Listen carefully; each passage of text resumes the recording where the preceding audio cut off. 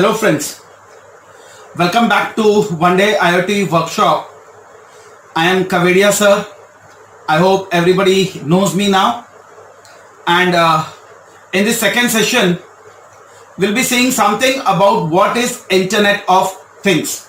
So I hope the first session will be very clear to you, which will say what is embedded system.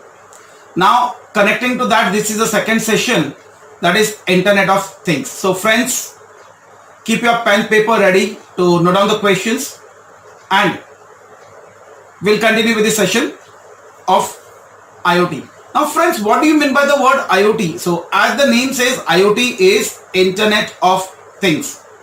Now here things means what? Things means the things which are getting connected to internet. Maybe it's your cell phone, maybe your washing machine, maybe your refrigerator, maybe your air conditioner, or even it may be any mobile device which is getting connected to internet and which is identified by a unique ID is called as Internet of Things. Now take an example, you are booking Ola or Uber. What you do basically, you request for the vehicle. So your location is shared with that person who is driving the vehicle, and his location is shared with you. So what exactly is happening? Your location is sensed by GPS.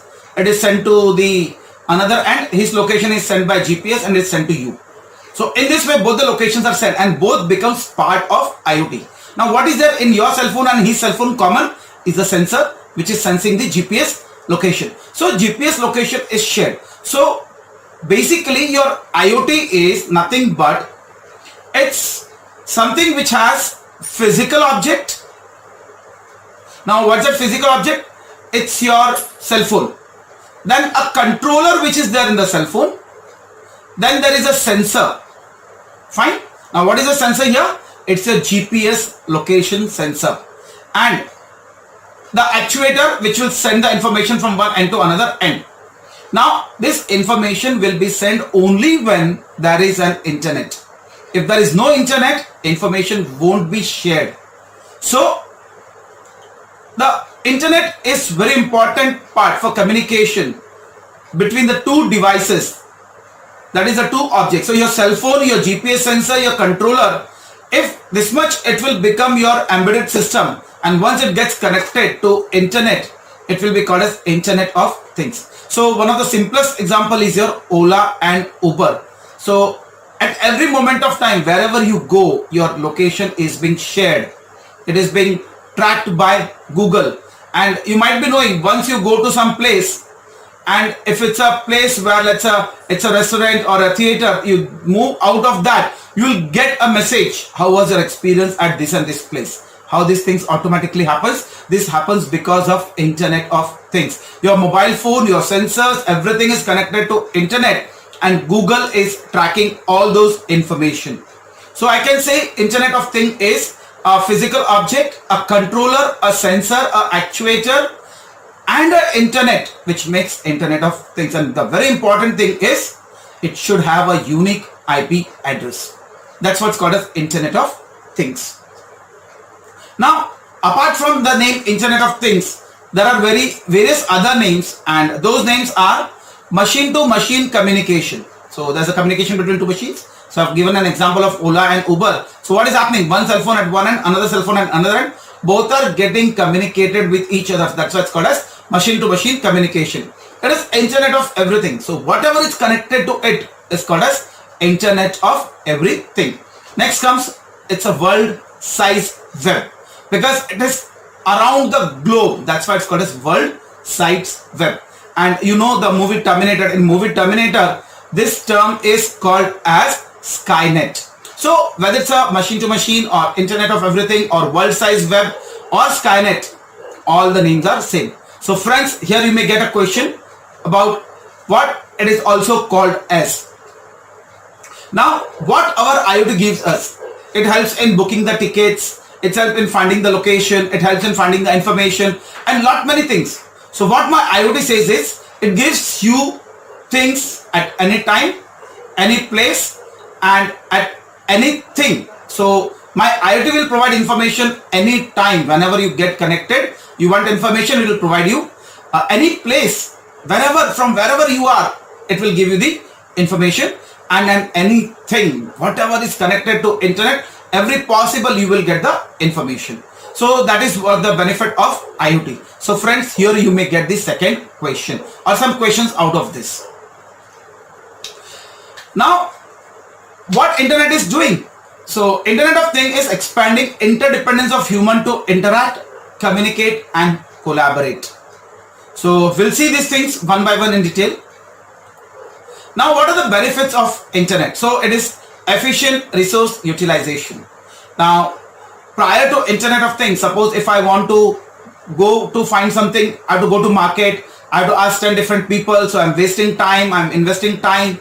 But here, if I have a cell phone, if I have a PC with an internet connection, I can very easily and efficiently use that resource with minimum human efforts. So if I want to search, suppose for a pizza, so what I have to do, just go on Google, find out the pizza, and I can ask Google which is the nearest pizza center near my home or near my residence. It will give me. So it is giving minimum human effort, definitely with improved security. So in IoT you can have in security also, and development through AI.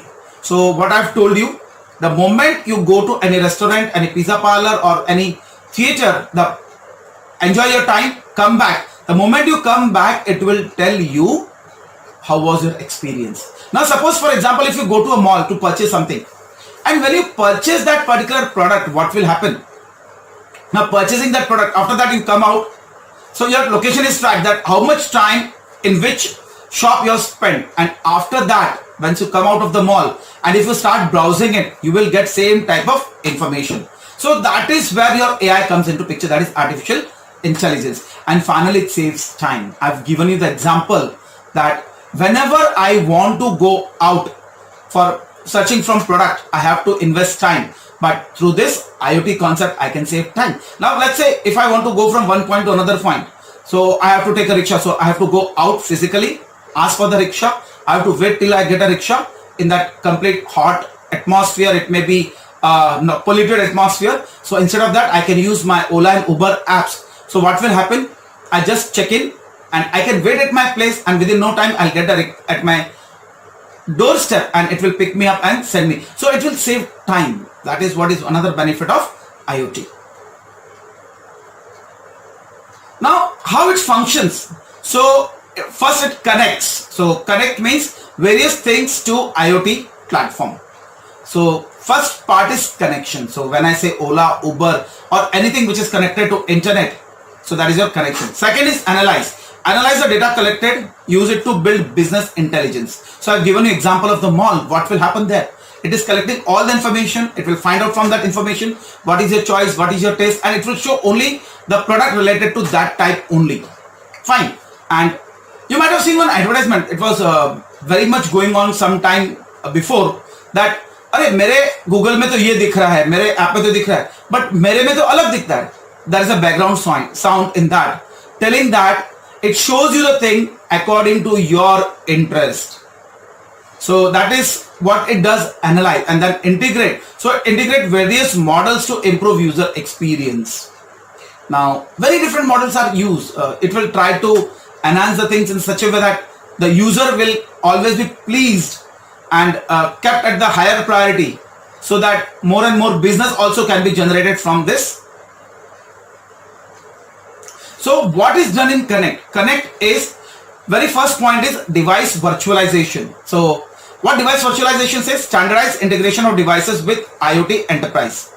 Now thing is, when I am connecting the devices, now say let's my cell phone, whether it's a Apple or Android, whatever type of OS has, it is connected to it is connected to OS. Now second thing, any machine with Unix, Linux, Mac, any damn OS is getting connected to internet. So what thing common should be there is standardization or virtualization. Means a Unix machine can communicate with Windows machine can communicate with Mac machine, your mobile phone can communicate with machine. So every different devices can talk. That is just because of device virtualization. Second thing should be high speed messaging, and that to be bidirectional. So if there is no bidirectional message, IoT is of no use. So we should get bidirectional message. Now suppose I'm booking, again I'm taking the example of booking with Ola and Uber. So if it's a no bidirectional communication, it doesn't make any sense. And third is endpoint management. Now endpoint management means managing the endpoint identity life cycle of the state of all the devices. Now let's say if I'm using right now my PC and after some time I go out and I'm using the cell phone, so status can be maintained. Whatever I have left on my PC can be available on my cell phone if I am logged in with the same ID. Now very simple example I can give you is when I'm using my Amazon Prime. Now if I'm saving movie on my PC and then I've stopped, and the next time I turn it on through cell phone, it will show me where I've stopped at last point. So it is maintaining the state of all the devices. Coming to the next is analyze. So what we have seen is connect. In connect there is a device virtualization, high speed messaging and endpoint management. And the next comes is analyze. Now analyze does is stream processing, data enrichment and event store. So what is stream processing? So whatever information I'm getting is real time information. So that real time information, now to an IoT, n number of devices, n type of devices are connected. So all the huge lot of data will be available. So that data is to be separated, segregated, so that particular action can be taken on a group of data. So there should be perfect filtering out of the data, how to maintain the relation between that data, and then you have to take the action on that particular data. So when my cell phone is on, suppose if I'm traveling from here to Mumbai and I stop at 10 different places, so maybe out of the 10 different places, 8 different data would be useful. So only the 2 important data should be filtered out and information related to that should be given. So that is what is called as stream processing. Now the next is data enrichment. So data, what we are getting is raw data. So I have to process that data, remove the unwanted information and take out only the needed information. So maybe 2 or 3 different streams to be correlated and I may get a data out of that. And then third comes is your event store. So query, visualize massive amount of data integrated with BI cloud support and enable big data analysis. Now event store says query and visualize massive amount of data. Now whatever data we are getting in IoT is unstructured data. This unstructured data is to be processed. For that our standard SQL is not useful. So we have to go to some concepts like big data analysis. So I have to go for huge amount of data processing. Coming to that is enterprise connectivity, that is dynamically dispatch critical IoT data and event to application and process the flow. So enterprise connectivity says dynamically dispatch. Now when I'm getting a lot of data, now supposing that lot of data, I'm getting some data which is very critical information like about flood or a fire or any disaster, then that data is to be filtered out. That should be properly given to the respective agent so that they can work out on that and necessary actions can be taken. So that is what is your enterprise connectivity. For that what we need is integration with cloud, because when I'm getting huge amount of data, so when I'm getting huge amount of data, that data should be shared and there should be a common platform. So I should use APIs, that is application program interface. Now take an example that I have a smart home and my smart car. So the data which is coming from smart home will be different and the data which is coming from the smart car will be different. But then if I want that both should communicate with each other, then definitely I should have a common platform. Now that common platform is nothing but my cloud. Now let's say at my home I want the devices to be turned on as soon as I reach near the home. So how these 2 devices can talk? They can talk each other with the help of something which is called as cloud. And to integrate that, definitely we need some sort of APIs. And finally comes command and control. So send message to devices from enterprises, mobile apps, independent devices, connectivity. So whatever devices which are connected, they should send a message. Now suppose if my home automation system is connected to internet and suddenly something goes wrong, that device even should be in a position to send the message to my cell phone. My cell phone should control that particular automation system. So that is how the different things can get connected. They can talk to each other, they can share the information, and this is only possible because of something what is called as IoT. So my friends, I hope you are enjoying the session. So in these 3 points, that is analyze, connect and integrate, you may get a lot of questions because in these 3 points, that is connect, that is device virtualization, high speed messaging and endpoint management is there.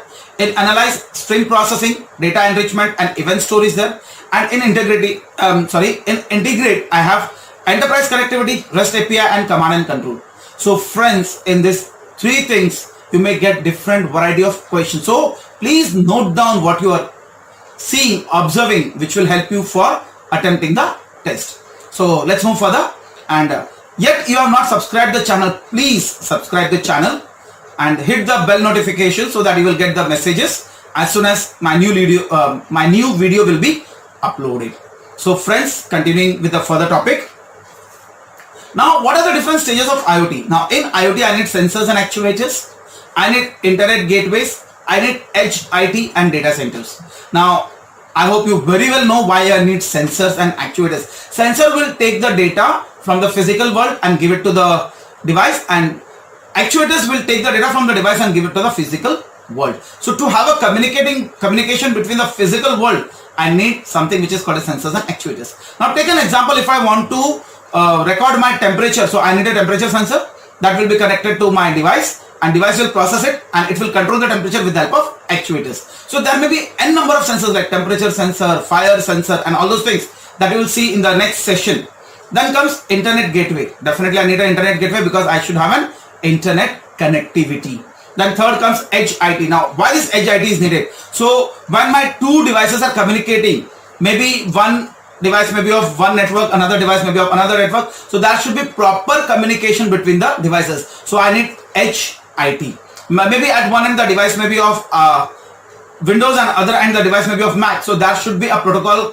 There should be protocol matching, that is matching of information, transferring the information, and all possible things should be converted from one network to another network so that they can communicate with each other. That is called as edge IT. And I've told you this IoT is, the devices which are connected to IoT are generating a huge lot of data. So where the data to be stored, that is stored in the cloud. So cloud becomes a common platform. Now if I say my smart city, in my smart city, the traffic signals on the temperature and the atmospheric controls and the disaster controls, all things will be generating data where that to be stored. It should be stored on the common platform of cloud, because every device will have different protocols, different talking ways, different type of information, but they shared with the help of cloud.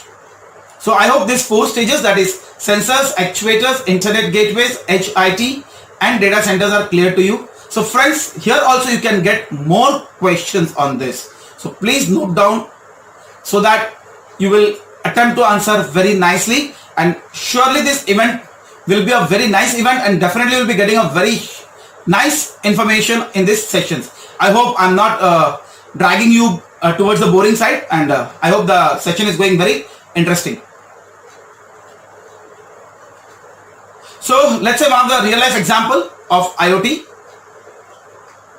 Now let's say it's a disaster management. So I have a server which is connected to internet, and these small red dots are nothing but the sensors which are called as modes or MEMS, micro electronic mechanical systems, and these modes are self-configuring. You can see in the video that all are first sprayed. When they are sprinkled, they are trying to connect to each other. So see this, they are making the network of this each other. So this is what is a network, and it is connected to gateway. Now there's a communication. So if there is a failing communication, 2 devices won't get connected.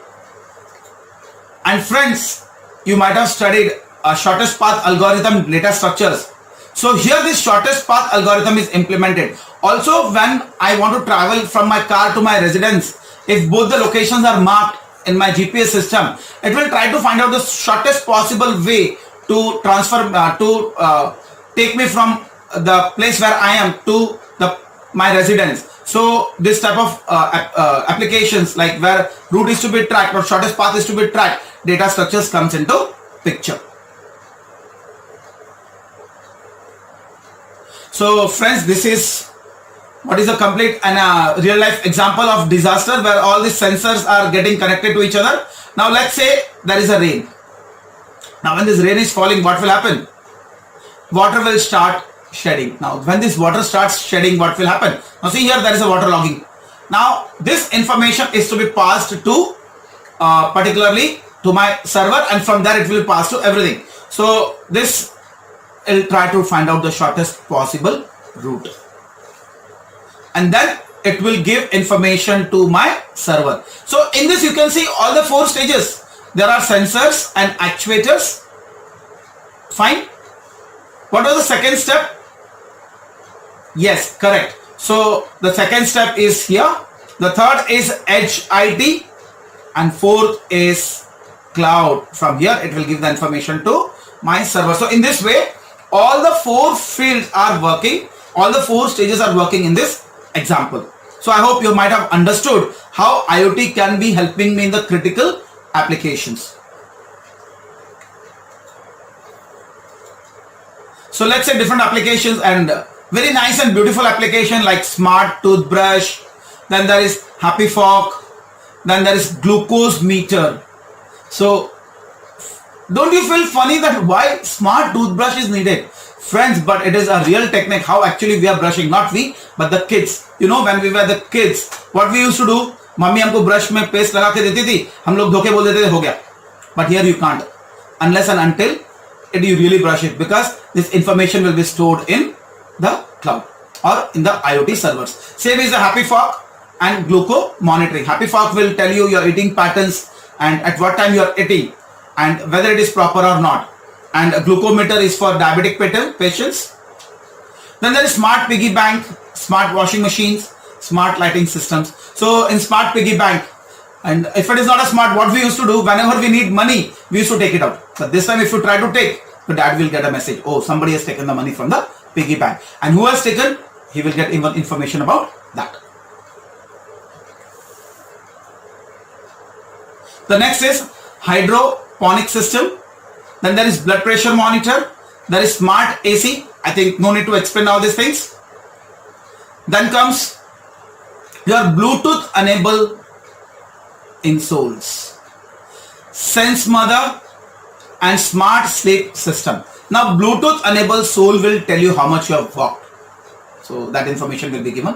Smart sleeping system and sense mother. So all these are smart systems. Now Bluetooth sole, suppose you imagine that the system is like that suppose you walk for 1 kilometer daily, you can use your television or you can entertainment yourself with the television for 5 minutes. So if you walk for 10 kilometers, it will be 50 minutes. If such type of systems are made, then what will happen? We can be fit, fine and enjoying person. Next comes your smart t-shirts and smart mother. I have already told you. Bluetooth insoles I have told you. The next is smart tennis racket, smart door locks and smart garbage cans. Now smart tennis racket will understand or learn the pattern of the tennis player, so that it can be taught to the newcomers that how actually tennis is to be played, with how much force the ball is to be hit and all the different parameters. Smart lock, they are used nowadays in the big restaurant, big hotels. And smart garbage can, definitely it is for the waste management. The next is smart mirror, smart socks and smart cardio. So they have many different applications. Smart socks will give you the parameter of your legs, that whether it is infected or sweating more, or you have to change, or they are stressed more, and all those different types of parameters. Smart mirror will give you the daily information and you can use that on the mirror. And smart cardio, it will give you the cardiac parameters. Daily while cycling it is can be used, while walking it can be used, while running on the cardio machines it can be used. Then there is nod, there is dancing robotic spider and smart gardening. So in smart gardening, what you can do, you can have a watering system that when there is a humidity or when there is a dryness in the sand or the soil, that can be properly watered whenever needed. And then you have a dancing spider just for fun, or it can be a small, what do you say, the game or a small toy. Now apart from your IoT, that is Internet of Things, now it has become a wide scale, on the wide scale. So IoT has now into many different phases. Like one is Internet of Wearable Things. So whatever things which you're wearing, whether it's maybe your watch, or whether it's maybe your rings or jewelries, even your t-shirts, they are smart nowadays. All those are connected with sensors. So let's see what is there more on IoT. Apart from your wearable things, IoT is of underwater things, which can sense all the parameter of underwater. Then it is of underground things, so it can give me the underground parameters like earthquakes or tsunami, all these things underwater and underground. Then it is Internet of Battlefield, which can be used in battlefield. So it can detect whether there are minefields or some gas leakages or bombs nearby or enemies nearby. So it will help our soldiers to find out the enemies and what is the plan of the enemy. So that is what can be done. Now if you remember, if you have seen the movie called as Uri, in that there is a bird flying. That bird is actually an best example of IoT find out the information. So such type of things can be used in Internet of Battlefield. So Uri is one of the nice example for battlefield. Then comes Internet of Robotic Things. In the robotic things, the very best example is the Sophia. So it is a IoT. Then you can say Internet of Robotics, our Alexa is there, Google is there. Not many such devices are there. Apart from that, you have many more things as a part. That is, you have toys, you have mobile robots and many more things. And in China, Flyzoo, there is a restaurant in which maximum thing is done with the help of robots, and those robots are connected to internet for all the information sharing. So you can say that is Internet of Robotic Things. Friends, if you want to see more information, you can go to Google and see Flyzoo. Flyzoo is from Alibaba. So it is the first IoT based complete smart hotel, or you can say a restaurant. So even in the assembly lines, IoT is used. In packaging systems, IoRT is used. So those are Internet of Robotic Things. So these drones are part of Internet of Robotic Things. Game playing robots are Internet of Robotic Things. This assembly line is also a part of Internet of Robotic Things. So let's see, friends, what's the life cycle of IoT. I hope till this point everything is clear to you and you're understanding what is exactly the Internet of Things, what are the different stages, what are the different applications, and let's see further what are the what is the life cycle of IoT. So what IoT does, basically it collects the information. The first part in the life cycle is collecting the information. And who helps in collecting the information? This is done with the help of sensors. So sensor plays a very important role in collecting the information. Now sensors are so cheap available now, cheap in the sense of low cost, not the literal meaning of cheap. So it is low cost, and it's huge sensors. Lot of sensors are available on many of the sites which are providing through e-commerce, like in Amazon. You can see, you can Flipkart, even on you can see on Alibaba. Then so device will collect the data. It may be a data from your home, it may be data from your car, it may be data from your office, it may be from the manufacturing plant, it may be from the patient, and many more things. And friends, if you want to see more details about IoT, even you can see one of my videos which is there in my YouTube channel Kavedia sir, with the name of Introduction to IoT. So friends, second part is communicate. So sending the data and event through network at some destination. So the data should be sent to that particular destination. So who will do this job? A cloud comes into picture. So cloud will port the data from one point to another point. So it can be stored in the data center also. And the third part is to analyze. So analyze means after the data is available, I have to find out the information, what exactly is to be done with that data. So it may be the data may be for displaying, that may be for generating the reports, and many more things. Now take an example of our Ola booking. So when the information is sent to another place, that person come to know that I'm standing at this and this place and I need something what is called as a service from him. So he will send me the information. And finally there is an action. So taking action is based on information and data.